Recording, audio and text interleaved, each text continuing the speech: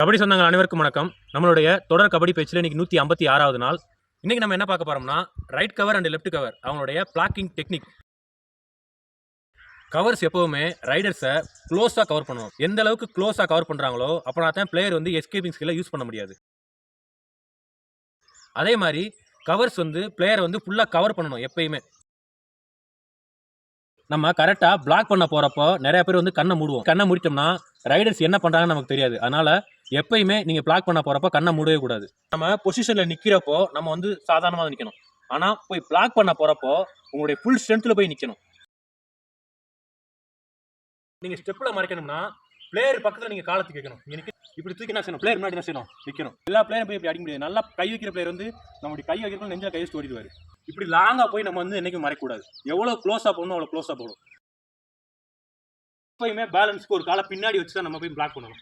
இப்போ நிற்கிறாருன்னா இப்படி ஒரு காலை என்ன செய்யணும், ஒரு காலை ஃப்ரெண்டில் ஒரு காலை பின்னாடி. எப்போ போய் பிளாக் பண்ண வந்தாலும் பிளேயருக்கு போய் நேருக்கு நேரம் மோதிடக்கூடாது. ஒன்று வந்து தலையை எங்கிட்டு வைங்க, இல்லைனா அங்கிட்டு வைங்க.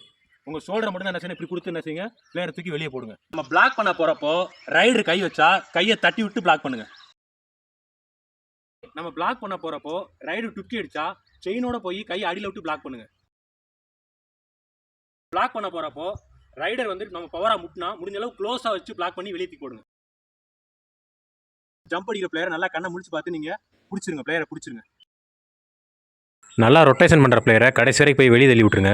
கவர் எப்போ பிளாக் பண்ண போனாலும் இன்னும் கூட்டு போங்க. எப்போ கவர் பிளாக் பண்ணாலும் இன்னும் கவர் சேர்ந்து தான் பிளாக் பண்ணணும். அடுத்தடுத்த வீடியோவில் கவர் எப்படி ரன்னிங் பிளாக் பண்ணுறது அப்படின்னு பார்க்கலாம்.